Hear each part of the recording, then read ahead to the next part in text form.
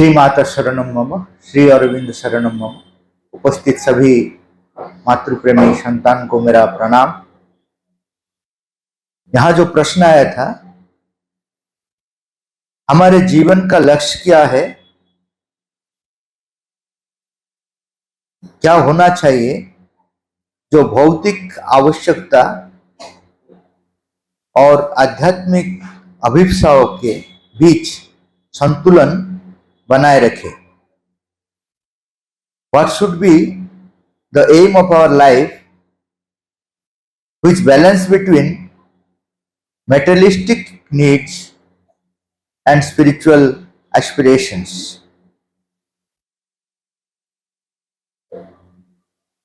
हम लोग जो साधारण चेतना में है, सही लक्ष्य को समझ नहीं पाएंगे। हमारा जो चेतना है उस हिसाब से हम लोग लक्ष्य निर्धारित करते हैं। जब हम लोग शिशु स्थिति में थे, शिशु अवस्था में थे, बाल्यावस्था में थे, उस समय हम लोग को लगता था जीवन का लक्ष्य खिलौना खिलना है। खिलौना हमारा जीवन का लक्ष्य था। बड़ा लोग जब इधर उधर परचेज कर रहे थे, वो हम लोग सोचते थे ये लोग क्या मूर्ख है, खिलौना परचेज नहीं क्यों करते हैं। मैं अगर बड़ा होऊंगा सिर्फ खिलौना ही परचेज करूंगा, क्योंकि वो चेतना में वही प्रैक्टिकल था, बाकी सब उनको इम्प्रैक्टिकल लगता था। बाद में वो जब यौवन अवस्था को आ गया, तब उसको इम्प्रैक्टिकल लगा कि खिलौना में क्या है। वो सोचने लगा नहीं, खिलौना में कुछ नहीं है, कैरियर, सक्सेस, मनी, ये सब में जीवन है और इसमें ही मेरा जीवन को बिताना है। तो चेंज हो गया। और पहला जो सोचता था उसको एक याद करेगा भी, वो हंसने लगा, अरे भाई मैं ये क्या सोच रहा था। लेकिन जब वृद्धावस्था में आ गया,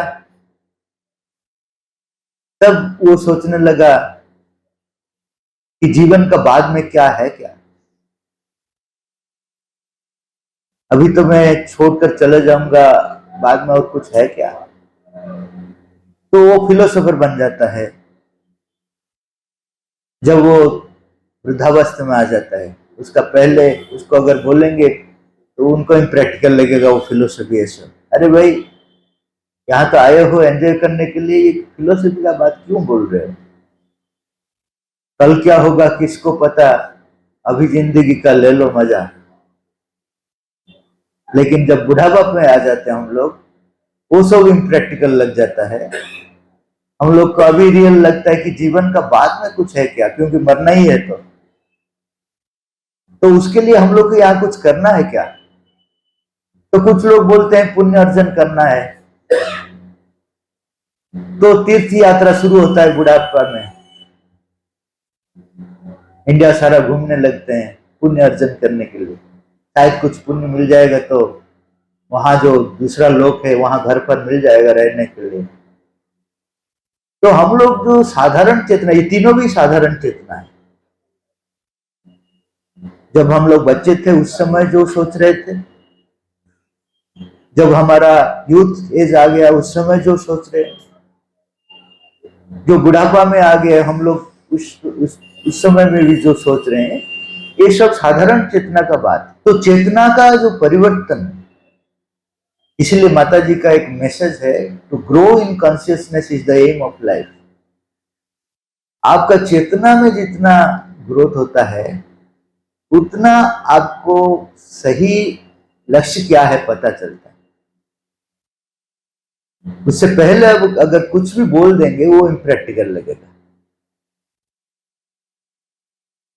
तो हम लोग को कहां से शुरू करना है। हम लोग जिसको जीवन का लक्ष्य सोचते हैं वो पहले पता होना चाहिए कि वो लक्ष्य नहीं है। इसलिए माता जी बोल रहे हैं तुम लोग जो सोच रहे हो जीवन में सफलता लक्ष्य है, वो नहीं है, पूर्णता लक्ष्य। पहले से वो सोर्स हम लोग जो लक्ष्य रख रहे हैं ना, उसको ही वो कंट्राडिक्ट कर रहे हैं। माता जी बोल रहे हैं success is not our aim, aim is perfection.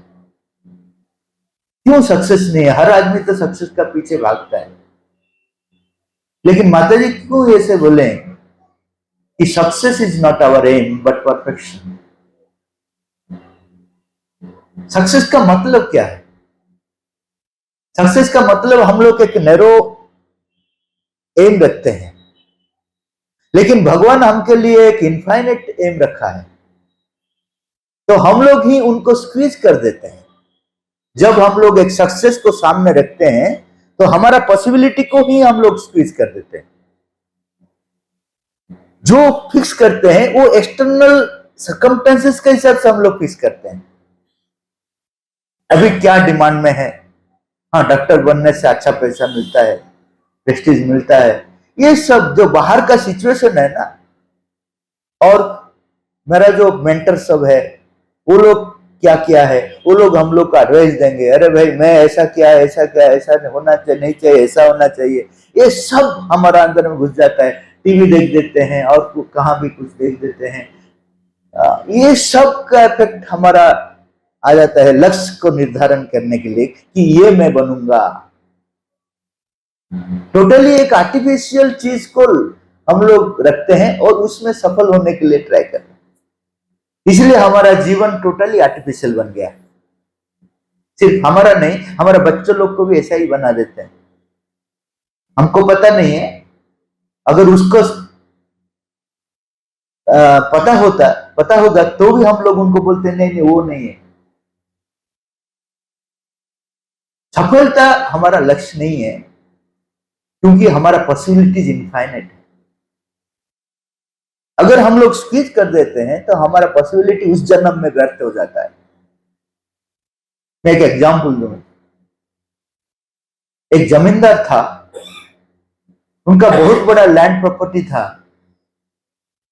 लेकिन उसमें कुछ केस वगैरह चल रहा था। तो एक एडवोकेट को वो बोला कि ये केस को सॉल्व कर दो। तो वो एडवोकेट ट्राई किया और सॉल्व कर दिया, और सोचने लगा मैं तो 10,000 लूंगा ही, जैसे भी इतना परिश्रम किया हूं 10,000 इससे लूंगा। लेकिन उन्होंने क्या किया, एक leather bag, imported leather bag दे दिया उनको। तो उन्होंने बोला नथिंग डूइंग, मुझे 10,000 चाहिए। तो लेदर बैग से वो 2 लाख था, उससे निकलकर 10,000 उनको दे दिया। You deserve it. हम लोग का जीवन ऐसा ही है। भगवान हमको कितना देने के लिए एक लेदर बैग देकर भेजे हैं, लेकिन हम लोग बोलते नथिंग डूइंग, हम लोग को ये चाहिए। तो भगवान बोलते हैं take it, you deserve it. ये जो सफलता को लक्ष्य हम लोग रख रहे हैं, we are restricting ourselves and we are keeping the same aim to our children also. बच्चों लोग को भी यही सिखाते हैं कि keep aim, what aim, based on the situations. बाहर का जो सिचुएशन है उसका हिसाब से तुम एम फिक्स करो, लेकिन ऐसा नहीं है। मदर बोल रहे हैं कि none of my child is zero, all have the unique possibilities. तो उनको ढूंढना है मेरा पॉसिबिलिटी क्या है, मैं क्यों आया हूं, यहां मेरा क्या करना है। उसके लिए कोई समय नहीं देता है, इतना बिजी है कि उनको इसके लिए समय नहीं है। इसलिए उनका ये जीवन व्यर्थ हो जाता है। अगर आप सफलता को एम रखेंगे, आप विफल होंगे।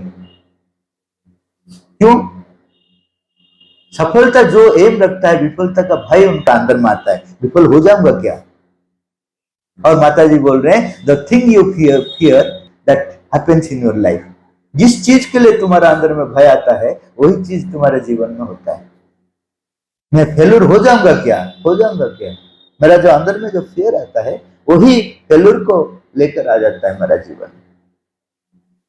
और जो सफलता है, ये हम लोग जो जिसके पीछे भागते हैं ना, वो 100 मीटर रेस नहीं है, मैराथन रेस।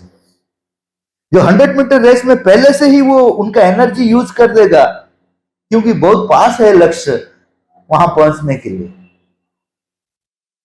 हमारा जीवन एक 100 मीटर रेस नहीं है, मैराथन रेस है। मतलब श्री अरविंद बोल रहे हैं, what you call life is an episode of life. बहुत बड़ा जीवन का जो सीरियल है, उसमें ये लाइफ एक एपिसोड है।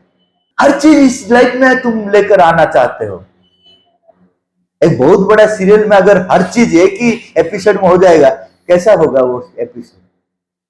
बोर्डम हो जाएगा। हमारा लाइफ भी ऐसा ही बोर्डम बोल देते हैं, क्योंकि हमारा इनफाइनेट एपिसोड्स है, उसमें ये लाइफ में कुछ करना है।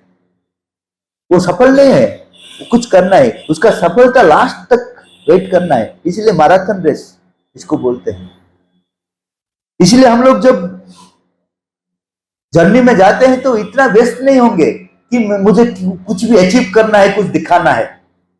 जो मैराथन रेस में होता है वो पहले से कुछ नहीं दिखाता है, पहले से वो उनका एनर्जी को प्रिजर्व करते जाता है। जब फाइनल पॉइंट आता है उसी समय वो उनका एनर्जी को यूज करता है। लेकिन 100 मीटर रेस वाला पहले से ही उनका एनर्जी वेस्ट कर देता है, क्योंकि उनका जरूरत है पास में लक्ष्य। हम लोग क्या करते हैं, मैराथन रेस में है, पहले से ही एनर्जी को लॉस कर देते हैं। कुछ दिखाना है जीवन में, तो बाकी का जीवन हमारा व्यर्थ हो जाता है। तो इसीलिए सफलता हमारा लक्ष्य नहीं है।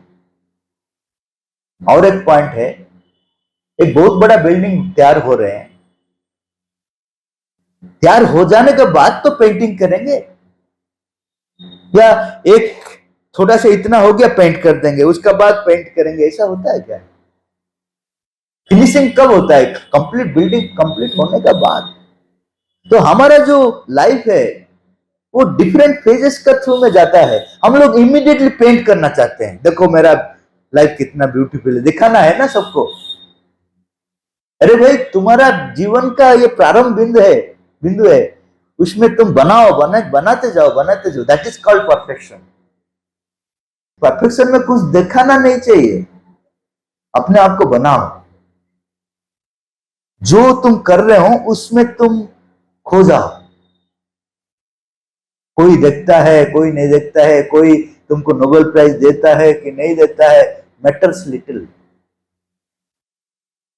एक ही चीज है, तुम जो काम कर रहे हो उसमें तुम खो जाओ अपने आप को। साइंटिस्ट जैसा खो जाता है अपने आप को, आर्टिस्ट जैसा खो जाता है अपने आप को, ऐसा ही तुम जीवन में जो कर रहे हो उसमें खो जाओ। वही है परफेक्शन। तो बाकी सक्सेस तुम्हारा पास में ठीक समय में आएगा, उसका पीछे भागना मत। हम लोग सक्सेस का पीछे भागते रहते हैं। तो ये पहला चीज हम लोग को याद रखना है कि success is not our aim but perfection. हम लोग को पता नहीं क्या लक्ष्य है, लेकिन यहां से शुरू करते हैं, क्योंकि हम लोग जो सोचते हैं लक्ष्य, वो पहले हम लोग का इल्यूजन को निकालना है, डिल्यूजन को निकालना है कि ये नहीं है, ये नहीं है। दूसरा पॉइंट है, जो हम लोग डॉक्टर इंजीनियर बनना चाहते हैं, ये भी हमारा लक्ष्य नहीं है। कुछ तो बनो, ये हमारा लक्ष्य नहीं है। हमारा लक्ष्य है कि मैं जो बन रहा हूं उसमें मेरा कुछ चेंज हो रहा है क्या, वो लक्ष्य है। सपोज मैं एक करप्टेड आदमी हूं, मेरा चेतना करप्शन में है, मैं डॉक्टर बन गया, तो करप्टेड डॉक्टर बन गया, मेरा चेंज क्या हुआ? हाँ, ज्यादा पेशेंट को मार सकता हूं, वही है चेंज। मैं करप्टेड हूं, प्राइम मिनिस्टर बन गया, क्या हुआ? बहुत बड़ा करप्शन मैं कर सकता हूं, मेरा चेंज क्या हुआ? तो मेरा लक्ष्य नहीं है कि मैं डॉक्टर बनूं, इंजीनियर बनूं, प्राइम मिनिस्टर बनूं। मेरा लक्ष्य है कि मैं किस चेतना में हूं, उसमें कितना प्यूरिटी आता है, कितना एस्पिरेशन आता है टुवर्ड्स द डिवाइन, वो मेरा लक्ष्य है। डॉक्टर बनना, इंजीनियर बनना वो साइड इफेक्ट है, वो लक्ष्य नहीं है। आप अगर एक गाड़ी में बैठेंगे आप कभी बोलेंगे क्या मैं इस गाड़ी में बैठता हूं कि हवा थोड़ा आएगा, घर में हवा नहीं आता है, साइड सीट में बैठता हूं हवा आएगा इसलिए मैं टिकट कर मैं बैठा हूं गाड़ी में, कोई बोलेगा क्या? इस कोई एक जगह में पहुंचने के लिए आप गाड़ी में बैठे हैं, हवा तो आएगा ही। आप अगर गाड़ी में बैठे तो हवा आएगा, हवा आने के लिए आप तो टिकट नहीं खरीदते ना। ऐसा ही डॉक्टर हो या इंजीनियर हो, जो भी हो, वो हवा है, उसका पीछे क्यों भागते हो? तुम्हारा एम है टुवर्ड्स द डिवाइन, उसके लिए टिकट खरीदो ना। हवा के लिए क्यों टिकट खरीदते हो? मैं डॉक्टर बनूंगा इतना इन्वेस्ट करता हूं, मैं इंजीनियर बनूंगा, हवा के लिए? वो तो आएगा तुम्हारे लिए जो जरूरत है रास्ते में आएगा, तुम अपने आप को तैयार करो ना।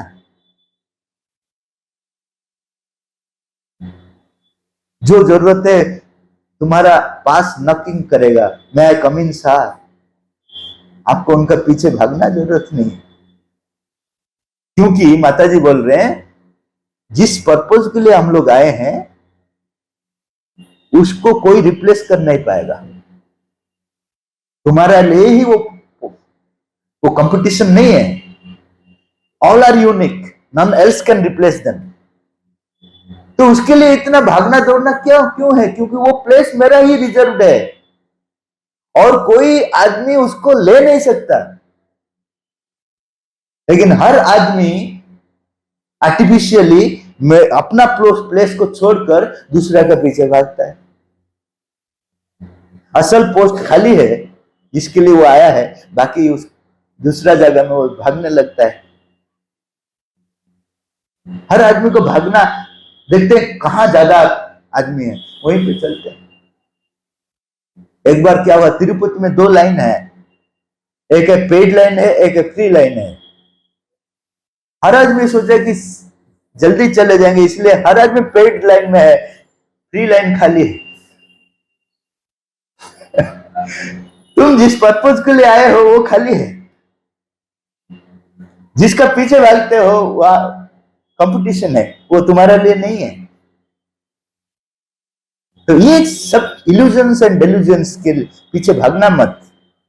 मदर क्लियरली बताएं, present education is running after career success money which is nothing but the illusion and delusion.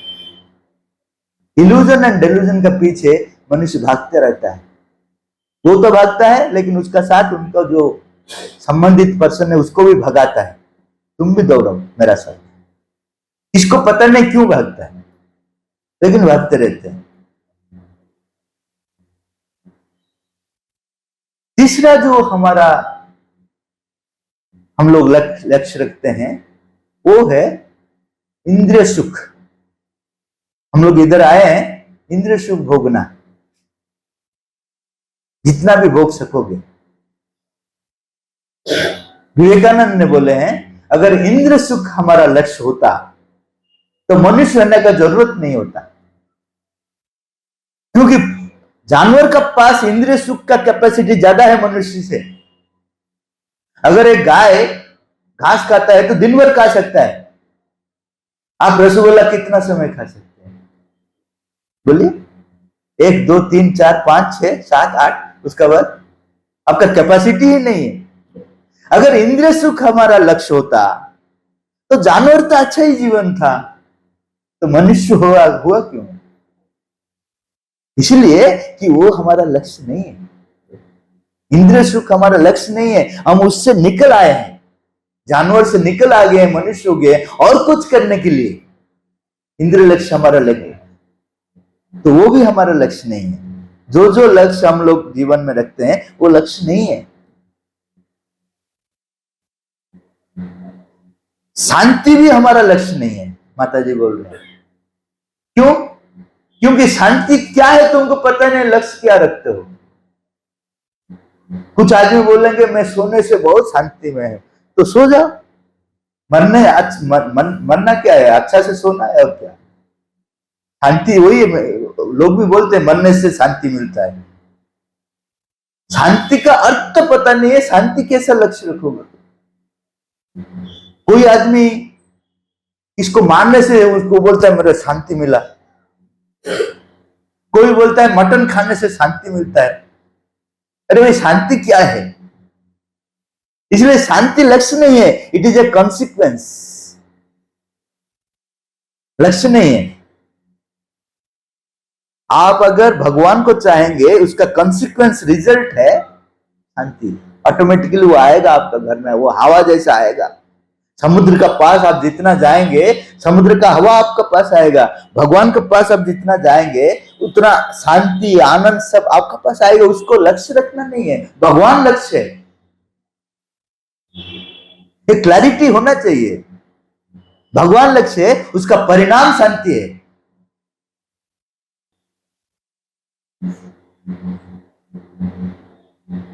और कुछ लोग बोलते हैं कि अच्छा मानव बनना, मनुष्य बनना, एक अच्छा मनुष्य बनना हमारा जीवन में लक्ष्य है। माता जी बोले नहीं, देखिए हर चीज को वो काटते हैं। माता जी बोल रहे हैं अच्छा मनुष्य बनना हमारा लक्ष्य नहीं है। एक बानर, अच्छा बानर बनना लक्ष्य नहीं है। एक बानर एक पेड़ से दूसरा पेड़ को जंप करता है, वो लक्ष्य रखेगा क्या, मैं 10 पेड़ को जंप करूं, अभी इतना खा रहा हूं, थोड़ा ज्यादा खाऊंगा, ये क्या लक्ष्य है? बानर का लक्ष्य मनुष्य बनना, मनुष्य का लक्ष्य है दिव्य मानव बनना, अपने आप को अतिक्रमण करना हमारा जीवन का लक्ष्य है। तो हम लोग लेकिन सोचते हैं कि अच्छा मानव बन जाओ। क्या अच्छा बने? तुम्हारा अंदर में जो है वो कैटरपिलर जैसा है, खुजली होता है। मनुष्य का नेचर क्या है? खुजली होता है। और क्या, उसको अगर थोड़ा ज्यादा बढ़ा देंगे, पावरफुल बना देंगे, ज्यादा खुजली होगा। और क्या होगा? अच्छा मानव का मतलब ज्यादा खुजली होना। कैटरपिलर को अगर उनका स्ट्रेंथ बढ़ा देंगे, इतना छोटा है वो थोड़ा इतना बड़ा हो जाएगा, उसको अगर छुएंगे तो ज्यादा खुजली आएगा। लेकिन कैटरपिलर का लक्ष्य बहुत बड़ा कैटरपिलर नहीं है, हुष्ट पुष्ट कैटरपिलर होना नहीं है। कैटरपिलर का लक्ष्य वो कैसा बटरफ्लाई बनेगा, अपने आप का अतिक्रमण करेगा। वैसा ही मनुष्य का लक्ष्य अच्छा मानव नहीं है, मनुष्य का लक्ष्य है दिव्य मानव होना।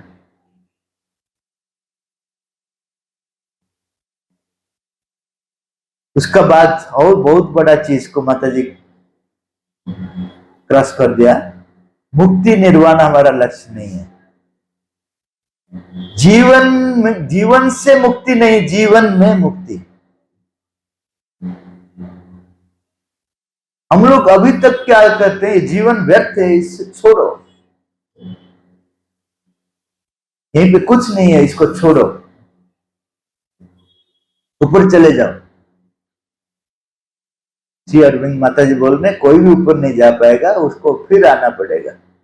जाने का फ्रीडम है उनका पास, लेकिन भेजने का फ्रीडम भगवान के पास है। कोई वहां नहीं रह पाएगा जितना दिन तक भगवान अलाउ नहीं करेंगे, फिर आना पड़ेगा। क्योंकि उनका सृष्टि में मैनिफेस्ट होने का जो लक्ष्य रखे हैं, भगवान अपने आप को मैनिफेस्ट करेंगे अनंत रूप से। हम लोग एक एक रूप है भगवान का, अनंत रूप में हम लोग एक एक रूप है, होंगे, हुआ नहीं, बीच में है, कैटरपिलर स्टेट में है, बटरफ्लाई स्टेट में आएंगे। तो मुक्ति और निर्वाण हमारा लक्ष्य नहीं है, ये जीवन में मुक्ति। जीवन का मुक्ति क्या है? जीवन में मुक्ति क्या है? जीवन में मुक्ति का अर्थ है कि जो चीज हम लोग को कंट्रोल कर रहे हैं, वो चीज हमारा प्लेग्राउंड हो जाएगा। Nature will be a playground for the supermental being. जो नेचर हम लोग को डराता है, आज सुनामी है तो और कुछ है, आज क्या होगा पता नहीं है, आज तो जाम हो गया, लेट हो गया, हर चीज प्रकृति हमको डरा कर रखा है। हर सिचुएशन अभी भयावह है नेचर, लेकिन वही nature will be the playground and हम लोग क्या होंगे? King child. सावित्री में है किंग चाइल्ड। किंग चाइल्ड का मतलब भगवान किंग है, उनका चाइल्ड है हम लोग। तो ये हमारा लक्ष्य है, यहां से भागना नहीं, भोगना भी नहीं। हम लोग दो ही चीज अब तक किए हैं, दो डिवीजन हो गया। कुछ लोग यहां से भागते हैं सन्यासी होकर, और जो भी रहते हैं वो भोगते हैं। ये दोनों गलत है।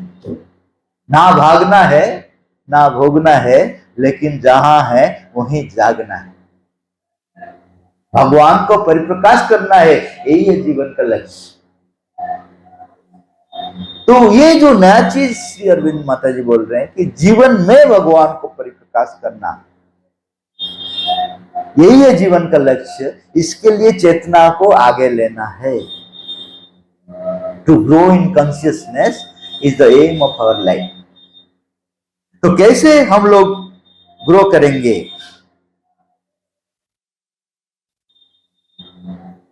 माता जी कुछ स्टेप्स बताए हैं। पहला स्टेप है जीवन का लक्ष्य का विषय में आपका अंदर में एस्पिरेशन रहना है, अभिप्सा रहना है हर टाइम। जीवन का लक्ष्य कभी भूलना मत। जो भी तुम कर रहे हो लक्ष्य को मत भूलना, वो तुम्हारे लिए प्रेरणा होकर रहेगा हर टाइम। और अपने आप को पूछो, वो लक्ष्य के लिए ये मैं जो कर रहा हूं कितना दूर ठीक है, जो लक्ष्य में रखा हूं उसके लिए ये जो मैं कर रहा हूं वो कितना दूर ठीक है। कोई पूछता है क्या? अगर आप ऑफिस में हैं, कोई अगर आपको कुछ ये देता है, घूस देता है, तब आप सोचते हैं कि मेरा लक्ष्य के लिए कितना हेल्पफुल होगा? आप सोचेंगे कि मेरा परिवार में इतना आदमी है, और कुछ साल के बाद मैं रिटायरमेंट हो जाऊंगा, मेरा बेटी शादी नहीं हुआ, बेटी का बेटा का नौकरी नहीं मिला, अभी अगर नहीं लूंगा तो बाद में कौन देगा? उसका अंदर से बोलेगा, अरे भाई ये लक्ष्य के साथ नहीं मिलता है, ये क्या तुम कर रहे हो? उसको बोलते तुम चुप, तुम पाठचक्र में वो सब बोलना है, ऑफिस में बोल देते हो। ऑफिस में बोलना दूसरा चीज बोलना है। तुम जो बोल रहे हो पाठचक्र स्पीच में बोलो, अच्छा लगेगा, लोगों को सुनने के लिए अच्छा लगेगा, तुमको भी अच्छा लगेगा, लेकिन ऑफिस में मत बोलो। ऑफिस में जो प्रैक्टिकल वो करो। तो हम लोग सब डबल स्टैंडर्ड लाइफ जीते हैं। एक है हमारा आदर्श, दूसरा है हमारा प्रैक्टिकल लाइफ। ये दोनों में हेल एंड हेवन डिफरेंस है। माता जी बोल रहे हैं हर टाइम अगर तुम लक्ष्य के प्रति सचेतन रहोगे और पूछते जाओगे मैं जो कर रहा हूं वो कितना दूर इसका साथ रिलेटेड है, तब तुमको राइट डायरेक्शन मिलेगा, नहीं तो नहीं मिलेगा। हर टाइम वो तुम डबल पर्सनालिटी का जैसा जीवन जियोगे, बोलोगे कुछ करोगे कुछ। उसका बाद बोल रहे हैं प्रत्येक कार्य को ईश्वर को समर्पित करना। ऐसा नहीं है कि तुम जो कर रहे हो ठीक कर रहे हो। माता जी बोल रहे चोर भी अगर चोरी करने जा रहे हैं उसको भी समर्पण कर कर जाना है। वो समर्पण क्यों करेगा कि अच्छा से आज बैंक चोरी हो सकता है, मैं कोई पुलिस पकड़ेगा नहीं, मैं अच्छा से चोरी कर सकता हूं, वो समर्पण करेगा। लेकिन उसको करने दो। लेकिन भगवान क्या करेंगे? माता जी इसके लिए बोले हैं भगवान उनका विल पूर्ण नहीं करेंगे, उनको एक्सपीरियंस देंगे कि तुम जो कर रहे हो गलत कर रहे हो। पहले उनको लगता था मैं ठीक कर रहा हूं। जब समर्पित कर कर जा रहे हो बार बार, तुम्हारा उद्देश्य अलग है कि ज्यादा सक्सेसफुल होऊंगा या और कुछ हो, बहुत बड़ा आज अपॉर्चुनिटी मिल जाएगा चोरी करने के लिए, इसलिए मैं भगवान को बोल कर गया। लेकिन भगवान तुम्हारा अंदर में एक थोड़ा सा रियलाइजेशन देना शुरू करेंगे, इमीडिएटली नहीं, साल साल लग जाएगा। थोड़ा सा रियलाइजेशन शुरू करते जाएंगे आपका अंदर में कि तुम जो बोल रहे हो, तुम जो कर रहे हो वो ठीक नहीं। इसके लिए बहुत समय लग जाएगा, वो अपॉर्चुनिटी भी वो देंगे। क्योंकि अगर अपॉर्चुनिटी नहीं देंगे तो हम लोग रियलाइज नहीं कर पाएंगे। हम लोग जो ब्लंडर कर रहे हैं भगवान इमीडिएटली हस्तक्षेप क्यों नहीं करते हैं? इसलिए कि मैं ब्लंडर कर रहा हूं वो तो रियलाइज मेरा अंदर में नहीं है। मैं तो सोच रहा हूं मैं ठीक कर रहा हूं। टेररिस्ट को पूछो वो बोल रहे हैं मैं भगवान का काम कर रहा हूं। चोर को पूछो वो बोल रहे हैं मैं ठीक काम कर रहा हूं। क्यों ना ये लोग सब इतना चोरी कर कर घर में रखा हुआ उसको बैलेंस कर रहा हूं। है? ये करोड़पति कैसे हो गया? इधर उधर चोरी करके तो हुए ना। तो उसको नेचर का बैलेंस करने के लिए मुझे अपॉइंटमेंट दिया, मैं कर रहा हूं। तो हर आदमी का अपना लॉजिक है, वो जस्टिफाई कर रहे हैं वो। तो जब आपका भगवान का चेतना आपका अंदर में नहीं आएगा तब तक आपको रियलाइज नहीं होगा कि आप जो कर रहे हैं वो ठीक नहीं है।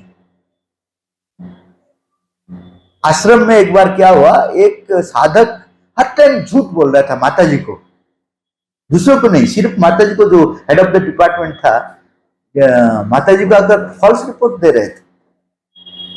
प्रणब थे वो फॉल्स रिपोर्ट को टॉलरेट नहीं कर पाते थे। माता जी को वो चल जाने के बाद उनको बोल रहे माता जी वो झूठ बोल रहे हैं। माता जी कुछ नहीं बोलते थे, और वो आने के बाद उनको बोल रहे थे तुम जो बोलना चाहते हो बोलो। तो नहीं बोलते थे कि तुम क्यों झूठ बोल रहे हो। क्या माता जी को पता नहीं था? प्रणवदा को जब पता था तो माता जी को पता नहीं था क्या? लेकिन तुम जो बोल रहे हो बोलो। 15 साल का बाद वो माता जी के पास आकर बोल रहे हैं माता जी मैं झूठ बोलते बोलते मैं सफोकेट फील कर रहा हूं। क्यों? माता जी उनका अंदर में रियलाइजेशन दिया, बाहर से बोला नहीं। अंदर में जो रियलाइजेशन दिया कि तुम झूठ बोल रहे हो ठीक नहीं है, तो उसको रियलाइज करने के लिए उनका 15 साल लग गया। तो अभी वो पूछ रहे तुम क्या करना चाहते हो? तो वो बोल रहे हैं मैं सच बोलना चाहता हूं।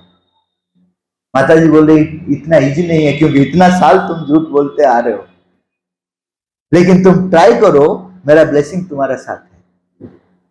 तो ट्राई किया, उसके बाद एक दिन बोला कि मैं आज सच बोलना में मेरा सामर्थ्य आ गया। माता जी बोले this is the beginning point, ये बिगिनिंग पॉइंट है, यहीं से शुरू कर आगे जाओ। अगर पहले से बोल देता कि तुम झूठ बोल रहे हो तो वो चेंज नहीं हो पाता। तो जो चीज भगवान को समर्पित कर रहे हो, जानो तुम्हारा अच्छा के लिए जो चाहिए वही धीरे धीरे तुम्हारे अंदर में प्रस्तुत होगा, आज नहीं तो कल। सही सिंसियरली अगर सरेंडर कर लिया तो तुम्हारे लिए जो बेस्ट है, और बेस्ट का प्रिपरेशन शुरू हो जाता है उसी दिन से। तो जो भी काम कर रहे हो ठीक है, तुम सोच रहे हो गलत को ठीक सोच रहे हो, करते जाओ, लेकिन समर्पण करते जाओ। धीरे धीरे देखोगे कि सही क्या है उसका जो सेंस आ जाएगा आपका पास, गलत क्या है उसका सेंस आ जाएगा। हम लोग का पास वो सेंस नहीं है, गलत को ठीक सोच रहे हैं, ठीक को गलत सोच रहे हैं, एक डिस्टर्ब कॉन्शियसनेस में हम लोग हैं। तीसरा है दूसरों का राय और निर्णय से बचकर दिव्य इच्छा पर ध्यान करना है। हर टाइम हम लोग वो क्या कर रहे हैं, वो बोल रहे हैं, वो क्या बोल रहे हैं, सबसे सजेशन लेने के लिए आजकल, और आजकल तो सोशल मीडिया है, व्हाट्सएप है, कोई भी चीज हम लोग छोड़ देते हैं, बोलो तुम लोग का ओपिनियन क्या है। माता जी बोल रहे जितना ओपिनियन लोगे उतना कंफ्यूज हो जाएगा, क्योंकि किसी का पास ट्रूथ का पता नहीं है। तो तुमको जो एडवाइस देगा 1000 जो लोग देंगे, 1000 डायरेक्शन में देंगे, तुम कहां जाओगे? तो उसका ऊपर टोटली इंपोर्टेंस मत देना। डिवाइन विल क्या है उसका ऊपर कंसंट्रेट करना। अगर तुम्हारा अंदर में प्रेफरेंस नहीं है तो डिवाइन विल तुम्हारा अंदर में मैनिफेस्ट करना शुरू कर देगा। हम लोग का अंदर में क्या है, प्रेफरेंस रहता है। माता जी ने बोले कि अगर तुम्हारे अंदर में प्रेफरेंस है, तुम हर टाइम सोचने लगोगे कि मेरा प्रेफरेंस माता जी का इच्छा है, मैं यह चाहता हूं, अगर हो गया माता जी चाहते थे शायद। गलत है। प्रेफरेंस से मुक्त होना is the first condition to know the divine will. भगवान तुम जो चाहते हो, आप जो चाहते हो वही मेरे लिए मैं चाहता हूं। अगर कुछ मैं गलत चाहता हूं तो उसको निकालिए आप, मैं रिएक्ट नहीं करूंगा। लेकिन हम लोग क्या करते हैं, भगवान के पास जाकर बोलते हैं कि मैं जो चाहता हूं आप कीजिए, और मैं कुछ देने के लिए रेडी हूं उसके लिए। आप क्या चाहते हो मेरे लिए जरूरत नहीं।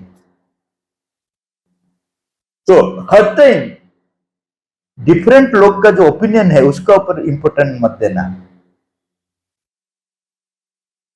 उसके लिए झगड़ा भी मत करना। वो लोग अगर बोलते हैं ठीक है, उसको माता जी के पास प्रेजेंट कर देना कि वो ऐसे बोले हैं, वो ऐसे बोले हैं, सब कुछ माता जी के पास रख देना, सही चीज आपके पास आएगी।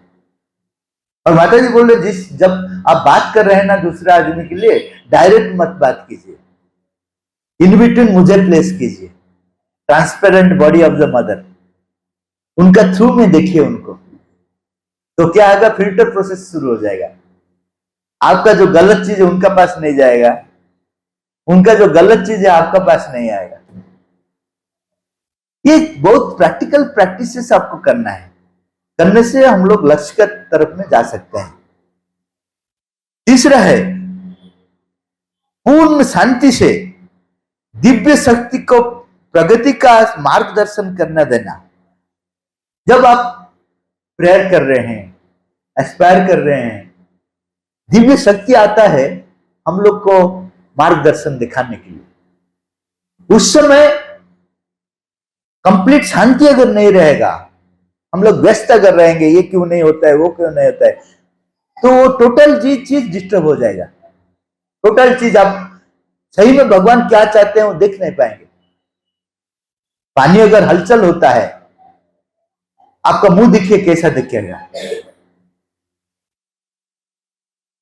अच्छा दिखेगा, फिल्म हीरोइन जैसा दिखेगा, हीरो जैसा दिखेगा, कैसा दिखेगा, टोटली डिफॉर्म्ड फेस आएगा।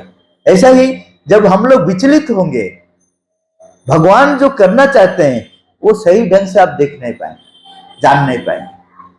इसलिए शांति पूर्वक उनको अलाउ करना है, उनको अलाउ कीजिए, वो करेंगे। वो नहीं हो पाता है, हम लोग व्यस्त हो जाते हैं, तो वो जो करना चाहते हैं वो कर नहीं पाते। उसका बाद बोल रहे हैं अपूर्णता पर अत्यधिक ध्यान मत देना। आपका अंदर में जो अपूर्णता है, इम्परफेक्शन है, उसका ऊपर अत्यधिक ध्यान मत देना। अगर दोगे तो वो पावरफुल हो जाएगा। जिसका ऊपर आप ज्यादा ध्यान दोगे वो चीज आपका अंदर में पावरफुल हो जाएगा। पॉसिबिलिटीज का ऊपर आप ध्यान दीजिए तो पॉसिबिलिटीज ग्रो करेगा। लिमिटेशंस का ऊपर कम ध्यान दीजिए तो लिमिटेशन धीरे धीरे वीक हो जाएगा। इसलिए माता जी बोल रहे हैं I never give I never see the limitations, I always see the possibilities. मैं किसी का लिमिटेशन देखता नहीं हूं, मैं हर आदमी का पॉसिबिलिटी देखता हूं। कब बोले, एक बार साधक आकर माता जी को बोले कि माता जी इधर उधर का आदमी ज्यादा आ जाते हैं आश्रम में, डिस्टर्बेंस चारों तरफ में हो जाता है, आप थोड़ा सिलेक्ट कीजिए ना। माता जी बोला मैं अगर सिलेक्ट करूं तुम भी नहीं रहोगे तुम्हारा भी वो लिस्ट में नहीं रहेगा, क्योंकि ऐसा कोई नहीं है कि जो भी परफेक्ट है। मैं वो नहीं देखता हूं, मैं देखता हूं पॉसिबिलिटीज को, क्या हो सकते हो वो देखता हूं। अगर तुम उसका ऊपर गुरुत्व देगे तो हो जाओगे, अगर नहीं जाओगे तो धीरे से निकल जाओगे यहां से। बहुत आदमी निकल गया आश्रम से, माता जी श्री अरविंद रहने का समय निकल गया, क्योंकि वो पॉसिबिलिटीज का ऊपर इंपॉर्टेंस नहीं दिया, लिमिटेशंस का ऊपर इंपॉर्टेंस दिया, अपना का और दूसरा का।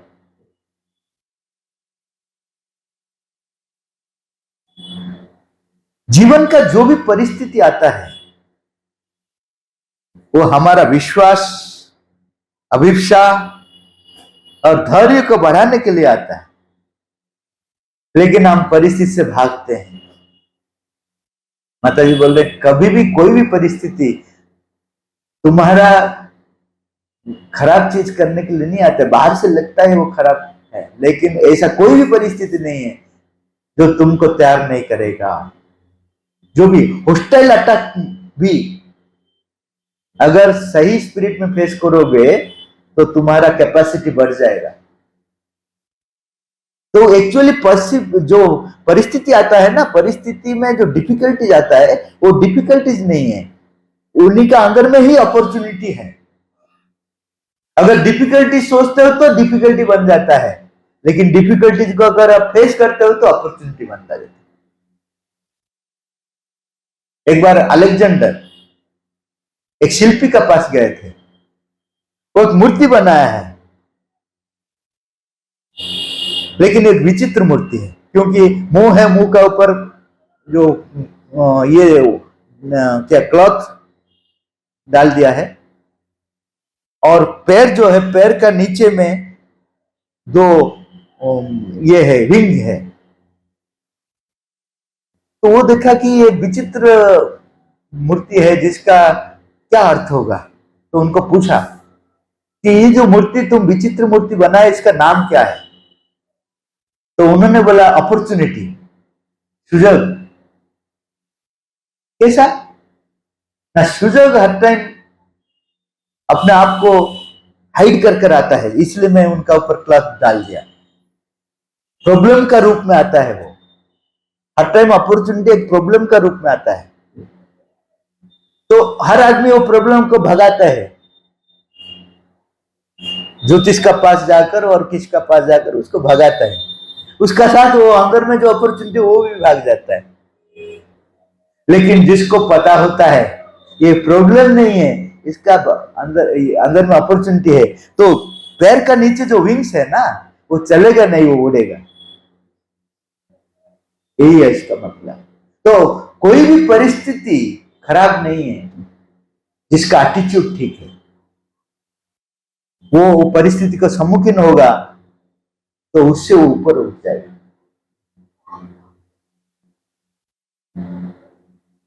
उसका बाद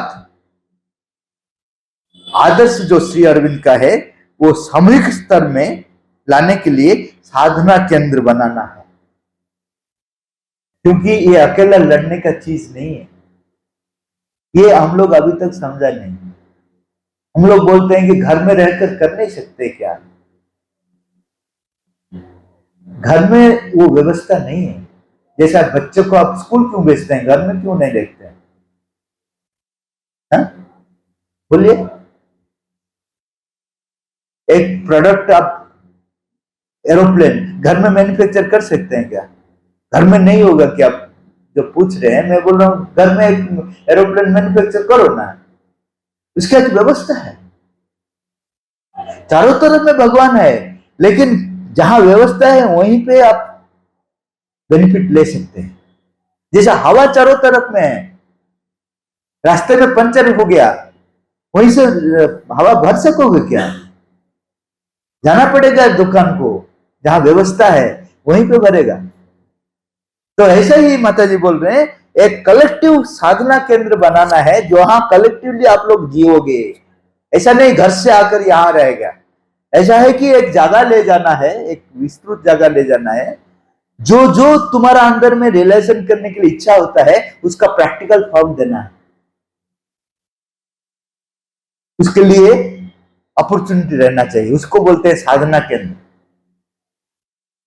जहां जो है छोटा छोटा साधना केंद्र चारों तरफ में होना चाहिए। आप बोलेगे कलकत्ता में इतना जगह नहीं है, थोड़ा सा दूर में ले जाइए, लेकिन करना ही है। 2 एकड़ 3 एकड़ जगह में आप लोग कुछ एस्पायरिंग सोल्स वहां जीकर वहां आपका जो अंदर में जो चीज है भगवान के लिए करना, उसको प्रैक्टिकल फॉर्म देना है। वो इंडस्ट्री रूप दे सकते हैं, वो कला का रूप दे सकते हैं, वो एजुकेशन का रूप में दे सकते हैं। There are 1000 ways. हम लोग यहां सिर्फ पढ़ते हैं, जानते हैं, क्या करते हैं, करने के लिए अपॉर्चुनिटी नहीं है। उसको बोलते हैं साधना केंद्र। साधना केंद्र में आप जो सोचते हैं उसको करने के लिए एक फील्ड रहना चाहिए, वहीं पे आप उसको एक्सपेरिमेंट करेंगे। एक आदमी नहीं, कलेक्टिवली करना है। कलेक्टिवली करने से जितना अपॉर्चुनिटी आता है उतना प्रॉब्लम भी आता है। क्योंकि हर आदमी के साथ डील करना इतना इजी नहीं है। अभी हम लोग क्या है कि एक बार यहां कलेक्टिवली बैठ जाते हैं तो प्रॉब्लम नहीं है। कैसा शंकर जी, अच्छा है, हाँ अच्छा है, ठीक है, कर कर चले जाते हैं। लेकिन आप लोग जीने एक ही साथ जियोगे तब हर आदमी का लिमिटेशन ही दिखाई देगा। इतना बड़ा झगड़ा हो जाएगा, मैं सोच रहा था ये आदमी ऐसा है लेकिन निकला ऐसा है। वो भी बोलेगा तुम, मैं भी सोच रहा था तुम ऐसा, लेकिन तुम भी निकलो ऐसा है। असल चीज निकल आएगा।